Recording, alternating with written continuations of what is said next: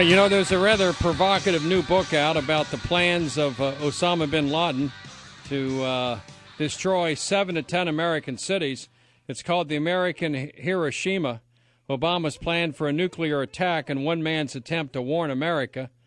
And it's incredible stuff. According to some, there are 20 suitcase nuclear bombs from the former Soviet Union that are loose, and that Osama has a plan to blow up 7 or more U.S. cities with nuclear devices. And the man that knows quite a bit about this is Dr. Hugh Court. And Dr. Court, welcome to the Bill Cunningham Show. Dr. Court, how are you? Bill, I'm doing great, and it's a great honor to be on your show. I listen to your show every Sunday night in a time when very dark times are facing America. Your voice is an encouragement and hope to all of us.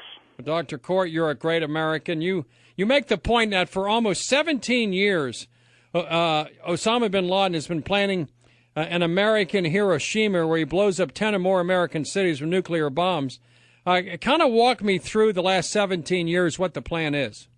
Yes, sir. He first started seeking enriched uranium in the Sudan in 1992, and most recently, to bring you up to date, I spent a weekend with Hamid Mir, who is the top Pakistani journalist. He's the one that interviews Condoleezza Rice and Tony Blair when they go to Pakistan. And Hamid Mir has interviewed Osama bin Laden 3 times, and is the only man who interviewed Osama after 9/11, right before Osama escaped through Tora Bora.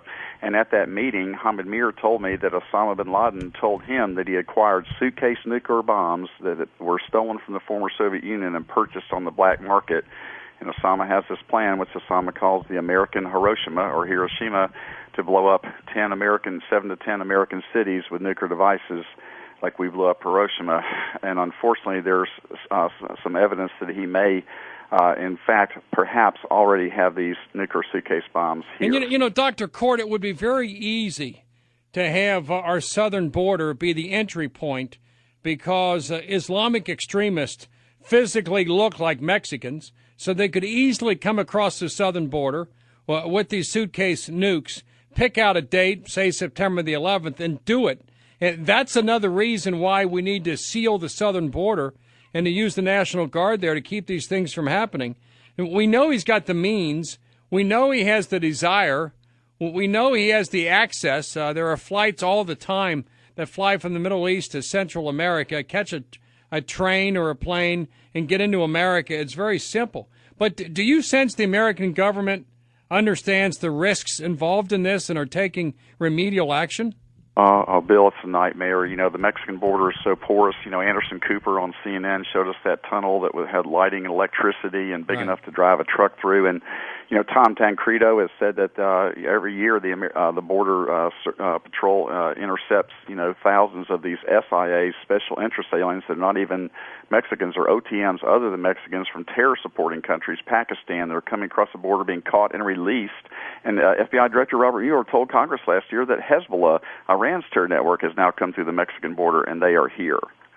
Well, Khalid Sheikh Mohammed mentioned the targets. And if you live in or around these cities, you say be prepared, which are New York, Washington, D.C., Boston, Philadelphia, Miami, Chicago, Illinois, Houston, Las Vegas, Los Angeles, and Valdez, Alaska.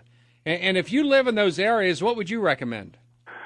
Yes, sir. Well, if you live in the suburbs, you would survive a blast. And we think he's got 10 kiloton suitcase nukes, which, you know, Hiroshima was 13 kilotons. Of course, the inner city would be devastated, but in the suburbs, you would survive. And then it's very important that you know what to do about radiation. If you stay in your home for 3 days, the radiation subsides, and then it's safe to go out of your home for a 10-minute trip once a day. And after 2 weeks, you can go out all the time. But anyone that would leave their home early, say to go pick up their child at school when the attack happens, would get a fatal dose of radiation and die a horrible death over the next month from radiation sickness.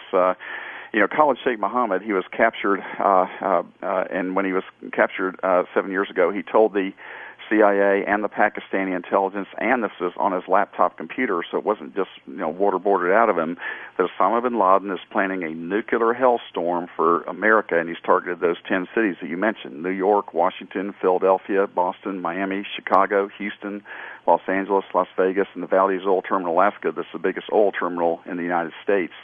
And Khalid Sheikh Mohammed also mentioned Adnan Shukri Juma, who the FBI Director Robert Mueller has referred to as the next Muhammad Atta, the one that Osama bin Laden has planned to lead these new attacks. And the FBI has been looking for him for 7 years. Yep. They have a $5 million reward on his head, but they have not been able to find him. My point is that there are only 12,000 FBI agents in America.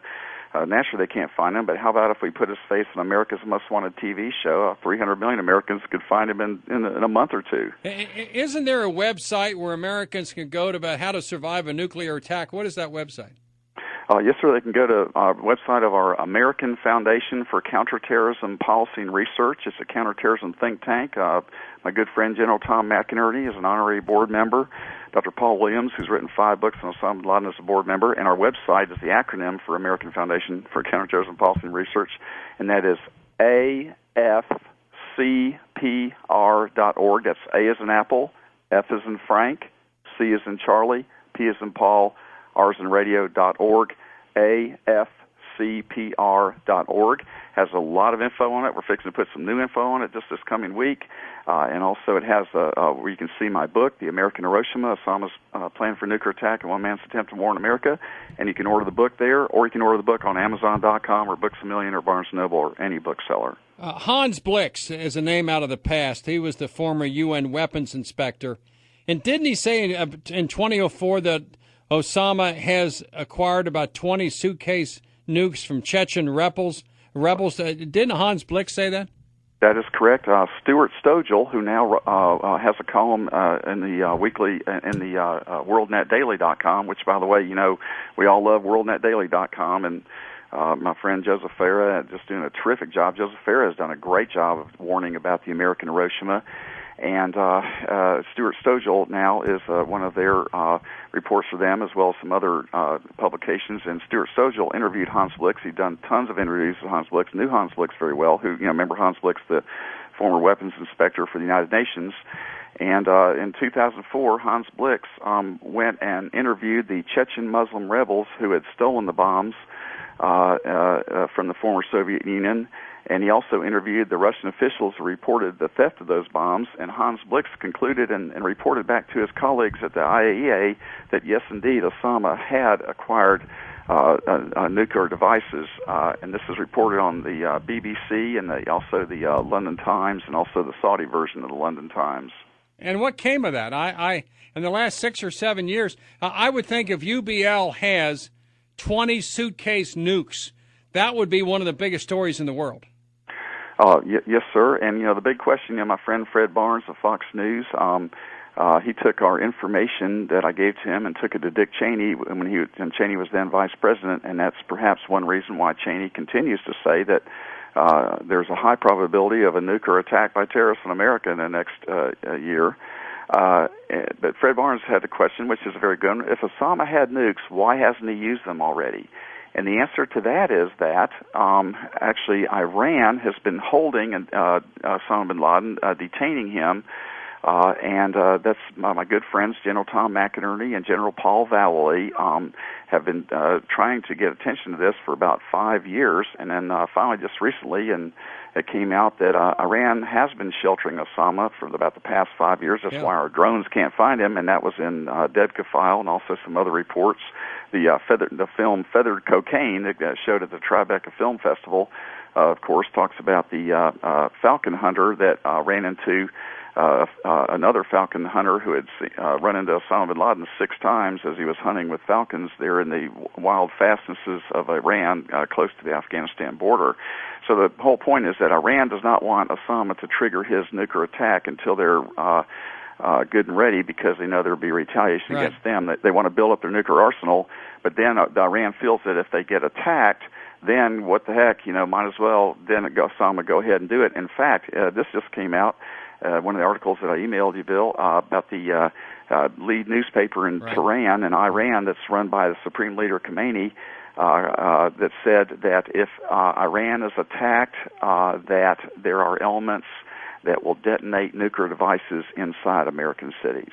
There's no question, and Hezbollah would rain down 25,000 rockets into Israel, and all hell's going to break loose. Well, we got to run. Dr. U. Cort, C-O-R-T. The book